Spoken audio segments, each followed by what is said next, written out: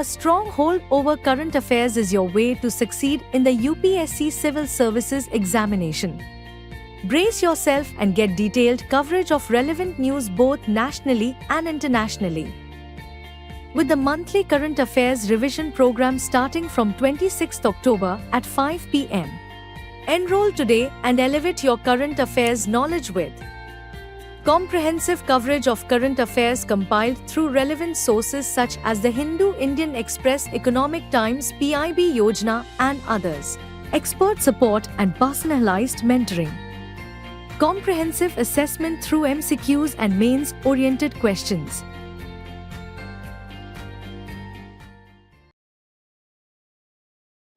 Hello and welcome to this edition of News Today. Without delay, let's have a look at the headlines first. Brazil decided against joining China's Belt and Road Initiative. Key decisions taken to strengthen Gram Panchayats across the country. Biological Diversity Rules 2024 notified. Review of Maritime Transport 2024 Navigating Maritime Chokepoints report released. The 2024 report of the Lancet Countdown on Health and Climate Change released. New study explores diamond dust as a potential geo-engineering strategy for cooling of planet. In a significant geopolitical move, Brazil has decided not to join China's Belt and Road Initiative or BRI. This makes Brazil the second BRICS member after India to opt out of this massive infrastructure and trade project. Notably, countries like Italy and the Philippines have also previously announced their withdrawal from the Belt and Road Initiative. Now, let's take a closer look at what the BRI entails. Initiated in the year 2013 as One Belt, One Road, the BRI aims to connect Asia with Africa and Europe through land and maritime networks, striving to improve regional integration, boost trade, and fuel economic growth. The BRI consists of two key components: the Silk Road Economic Belt, a transcontinental land route, and the Maritime Silk Road, a strategic sea route. It's an initiative backed by major investments in infrastructure, particularly in ports and other critical logistics projects. India, too, has its share of concerns with Belt and Road Initiative. A major point of contention lies in sovereignty and territorial integrity, as the China-Pakistan Economic Corridor, or CPEC, a key part of the BRI, passes through the Gilgit-Baltistan region of Pakistan-occupied Kashmir. Further, BRI's financial incentives and low-interest loans for infrastructure could undermine India's influence in South Asia, with concerns about unsustainable debt by China to partner countries, potentially leading to a debt trap, making them more vulnerable to Chinese influence. In addition, India is cautious about China's increased presence in the Indian Ocean. This is often referred to as China's string of pearls policy, which poses a potential security risk. To counter the Belt and Road Initiative, several other initiatives have been launched on the global stage. These include the Partnership for Global Infrastructure and Investment and Build Back Better World by the G7 Group. India has also been actively involved, spearheading the India-Middle East-Europe Economic Corridor, launched during the G20 presidency, and promoting the International North-South Transport Corridor to strengthen connections from the Indian Ocean and Persian Gulf to the Caspian Sea. In a major development aimed at strengthening the governance framework in rural India, the Central Empowered Committee or CEC of the revamped Rashtriya Gram Swaraj Abhiyan has announced key decisions to strengthen Gram Panchayats across the country. Now, let's understand the challenges currently faced by Panchayati Raj institutions or PRIs that the CEC aims to address. One of the main issues is the skilling and training gap, where a lack of adequate skills among Panchayat officials limits effective governance and capacity building efforts. There's also a shortage of support staff, which includes essential roles like secretaries, junior engineers, and computer operators. Furthermore, the lack of digital infrastructure, particularly in rural regions, has led to a notable urban-rural digital divide. And to add to these challenges, PRIs face service delivery issues and literacy gaps. Moving on to the steps taken by the CEC under the revamped RGSA to address these challenges, the committee has introduced a standardized honorarium system. This system aims to ensure fair compensation and consistency in training for Panchayat officials. Additionally, there will be funding allocated for long-term domestic training programs, focusing on vital skills like spatial planning and disaster management. To make training more efficient, elected representatives of Panchayats will be trained in smart classrooms, bringing in advanced learning tools to enhance their competencies. Infrastructure improvements are also on the agenda. The CEC is supporting the construction of Gram Panchayat Bhavans, which will include common service centers to promote digital governance and improve service delivery. Special investments are planned for Panchayat infrastructure in vibrant villages, especially in the border areas of the Northeast and Jammu and Kashmir, to strengthen governance and digital accessibility. Now, a quick look at the revamped Rashtriya Gram Swaraj Abhiyan or RGSA itself. The RGSA aims to develop Panchayati Raj institutions as vibrant centers of local self-governance, with a clear focus on the localization of Sustainable Development Goals or SDGs. This is a centrally sponsored scheme with a tenure running from 2022 to 23 to 2025 to 26, covering all states and union territories. Importantly, it also includes rural local government institutions in non-Part 9 areas where panchayats are currently non-existent. These decisions reflect a proactive approach by the CEC under the revamped RGSA to empower Gram Panchayats and address the grassroots challenges, creating a more inclusive and resilient rural governance structure across India. In a significant development, the Ministry of Environment, Forest and Climate Change has notified the Biological Diversity Rules of 2024. These new rules under the Biological Diversity Act of 2002 will replace the Biological Diversity Rules 2004 and are set to implement the provisions introduced by the Biological Diversity Amendment Act of 2023. Now, why was this amendment introduced? The 2023 amendment aims to streamline processes, fast-tracking them especially for research and the Indian system of medicine. These rules outline various provisions related with National Biodiversity Authority, penalties, etc. Let's dive into some of the key highlights of these new rules. First, the National Biodiversity Authority will continue to play a central role. The chairperson of the NBA will be appointed by the central government, serving a term of 3 years and shall be eligible for reappointment. As for the NBA's responsibilities, these include managing the National Biodiversity Fund, which was set up under the original Act of 2002.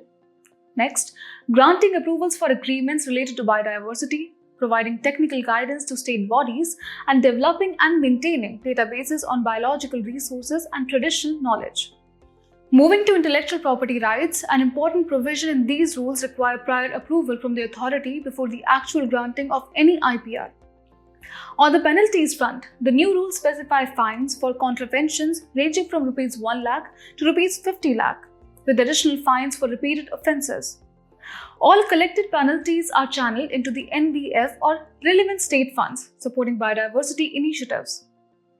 Now, let's also touch on the Biological Diversity Act of 2002 itself. This act aligns India with the objectives of the United Nations Convention on Biological Diversity of 1992. It operates through a 3-tiered structure: the NBA at the national level, state biodiversity boards at the state level, and biodiversity management committees at the local level. With these updates, India is taking active steps to protect and sustainably manage its rich biodiversity. The United Nations Conference on Trade and Development has just released its Review of Maritime Transport 2024 report titled Navigating Maritime Chokepoints. This report sheds light on the current state of global maritime trade and the strategic importance of key maritime choke points worldwide. First, let's dive into the findings. According to the report, global maritime trade saw a growth of 2.4% in 2023, marking a recovery from a 2022 contraction. However, the recovery remains fragile due to several ongoing challenges, including disruptions at key maritime choke points like the Suez and Panama canals.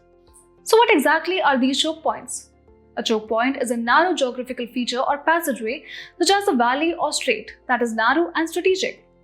These choke points serve crucial roles.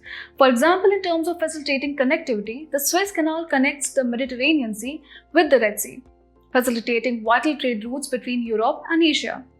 Meanwhile, in terms of energy security, The Strait of Hormuz plays a pivotal role by transporting a substantial portion of the world's petroleum from the Persian Gulf to the Gulf of Oman and the Arabian Sea. Moving to the reasons behind recent choke point disruptions, the report identifies climate-induced low water levels, like those affecting the Panama Canal, connecting the Pacific and Atlantic Oceans, and geopolitical tensions as major contributors. An example of the latter is Yemen's Houthi rebels attacked ships in Bab al-Mandeb Strait, which connects the Red Sea to the Gulf of Aden and the Indian Ocean. The impacts of these disruptions are far-reaching, straining supply chains, including energy supplies for countries like India, and raising shipping costs. To illustrate, rising shipping costs due to long routes by rerouting ships around the Cape of Good Hope at the southern tip of Africa results in increased travel time. Now, beyond the Suez and Panama Canals, the report highlights other choke points, including the Strait of Gibraltar, linking the Mediterranean Sea with the Atlantic Ocean, the Strait of Malacca, connecting the Indian Ocean with the South China Sea, and the Turkish Straits, Bosphorus and Dardanelles, which provides a crucial link between the Black Sea and the Mediterranean Sea. Each of these choke points is indispensable to global trade and energy security, underlining the critical importance of maintaining smooth operations across these strategic maritime routes.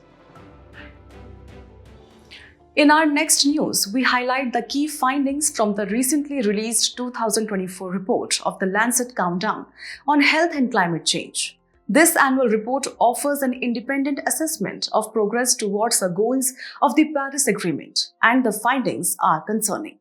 First, let's look at temperature changes. In 2023, the annual mean surface temperature reached 1.45 degrees Celsius, above pre-industrial levels, nearing the critical 1.5 degrees Celsius limit set by the Paris Agreement. Next, we turn our attention to health impacts. The report reveals that heat-related mortality among individuals over 65 has surged by 167% since the 1990s. This increase in temperature also adversely affects physical activity, sleep quality, and overall well-being. Specifically in India, people faced moderate to serious risks of heat stress for about 100 days a year, which amounts to approximately 2,400 hours of heat exposures in 2023. The economic implications are equally alarming. The average annual economic losses from weather-related extreme events rose by 23% from the period of 2010 to 14 to 2019 to 23, totaling around $227 billion. Furthermore, in India alone, an estimated 181 billion potential labor hours were lost due to heat exposures in 2023. As we explore these challenges, it's essential to note that inadequate adaptation measures are compounding the issues. Many countries lack sufficient health emergency management capabilities, with only 68% reporting high implementation rates. Alarmingly, only 35% of countries have established early warning systems for heat-related illnesses. To address these critical issues, the report outlines several key recommendations. Firstly, countries should complete vulnerability and adaptation assessments to better understand and address the health impacts of climate change. Secondly, there is a need for implementing health-focused climate policies that prioritize health in climate action. Lastly, the report advocates for a sustainable and rapid transition to clean energy sources, reducing reliance on fossil fuels while promoting renewable energy technologies. As we digest these findings, it becomes increasingly clear that urgent action is needed to mitigate the health and economic impacts of climate change. Now, let's dive into a groundbreaking study that explores the idea of using diamond dust as a geoengineering strategy to combat climate change. It proposes that spraying approximately 5 million tons of diamond dust into Earth's upper atmosphere each year for 45 years could lower global temperatures by about 1.6 degrees Celsius. But why diamond dust? The study highlights its enhanced reflective properties. It effectively reflects light and heat, remains airborne longer, and is less likely to clump together in the atmosphere. Importantly, diamond dust is also safer, as it's chemically inert, unlike sulfur dioxide, which can lead to issues like acid rain and ozone depletion. To understand the role of diamond dust, Let's talk a bit about geoengineering, also known as climate engineering. Geoengineering is a large-scale intervention in Earth's climate system aimed at reducing global warming. There are two primary types of geoengineering strategies. The first is carbon dioxide removal, which works to lower atmospheric carbon dioxide by enhancing carbon sinks in oceans and terrestrial biospheres, or by directly capturing carbon dioxide from the atmosphere. Also through methods like direct air carbon capture and storage, or DACCS. DACCS uses chemical processes to capture, separate, and store carbon dioxide directly from the air. Additionally, there's ocean fertilization, where nutrients like iron are added to oceans to stimulate phytoplankton growth, which helps remove carbon dioxide. The second category of geoengineering is solar radiation management, which is designed to counteract the effects of greenhouse gases by causing Earth to absorb less solar radiation. This includes stratospheric aerosol injection, where reflective particles such as sulfate aerosols are released into the stratosphere to reflect incoming radiation. Another technique is marine cloud brightening, which involves injecting salt spray into marine clouds to make them more reflective. But while these geoengineering technologies hold promise, they come with significant concerns. Critics worry that geoengineering could undermine existing climate policies and potentially divert essential funding from emission reduction and adaptation strategies. There's also the high cost of developing and deploying these technologies. And then there's the risk that altering the climate system might initiate unpredictable chain reactions, with implications for humans, oceans, and global temperatures. Geoengineering, including novel ideas like diamond dust, opens new avenues but also poses complex challenges. In today's Place in News, we will be discussing Armenia with its capital, Yerevan. As per reports, Armenia has emerged as India's one of the leading defense export destination. Let's discuss a few key facts about Armenia. It is a landlocked country of Transcaucasia, which is a populated region to the south of the Caucasus Mountains. It shares the land boundaries with Azerbaijan, Turkey, Nakhchivan Autonomous Republic, an exclave of Azerbaijan, Georgia, and Iran. Interestingly, Nagorno-Karabakh is a disputed territory between Armenia and Azerbaijan. In terms of natural features, Armenia's highest peak is Mount Aragats. In terms of natural features, the country's primary drainage system includes the Aras River. As we conclude today's main news, let's have a look at some quick updates. The World Food Programme warns that a humanitarian crisis in Gaza could escalate into a famine. Headquartered in Rome, United Nations WFP is the world's largest humanitarian agency and saves lives in emergencies and uses food aid to create a path to peace, stability, and prosperity for those recovering from conflict, disasters, and climate change effects. The Central Board of Direct Taxes has released a notification related to tolerance limit for transfer pricing and arm's length price. Transfer pricing is a method used by multinational companies to move profits from the countries where they do business to tax havens. Prime Minister of India launched UWin portal. It captures each and every vaccination event of all pregnant women and children under Universal Immunization Program. Recently, Ministry of Animal Husbandry, Dairying and Fisheries released Standard Veterinary Treatment Guidelines. SVTG is a comprehensive framework outlining the best practices for veterinary care. Union Home Minister recently launched Civil Registration System mobile application. Application is developed by the Registrar General and Census Commissioner of India. The app is expected to reduce the time required for these registrations seamlessly. A new way discovered to create hydrogels using tiny protein fragments of just 5 amino acids from the SARS-CoV-1 virus. It could help improve targeted drug delivery and reduce side effects. Hydrogels are cross-linked polymer chains with 3-dimensional network structures which can absorb relatively large amounts of fluid. NASA has recently revealed 9 potential landing sites for Artemis 3rd mission. Artemis 3 will take humans to the moon's south pole for the first time. This year's Rashtriya Ekta Divas theme celebrates the heritage of Raigarh Fort. It is a hill fort situated in Raigarh district, Maharashtra. Chhatrapati Shivaji Maharaj established his capital here in 1674 and he was also coronated in this fort. Before we sign off, let's challenge your understanding in today's installment of Test Your Learning.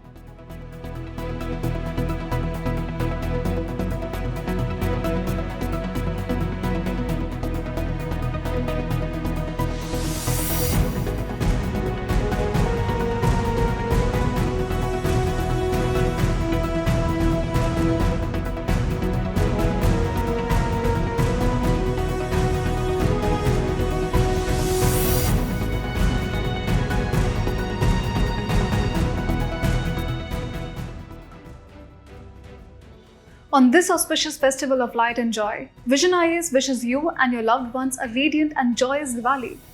May this festival light up the path for your success and happiness. Happy Diwali!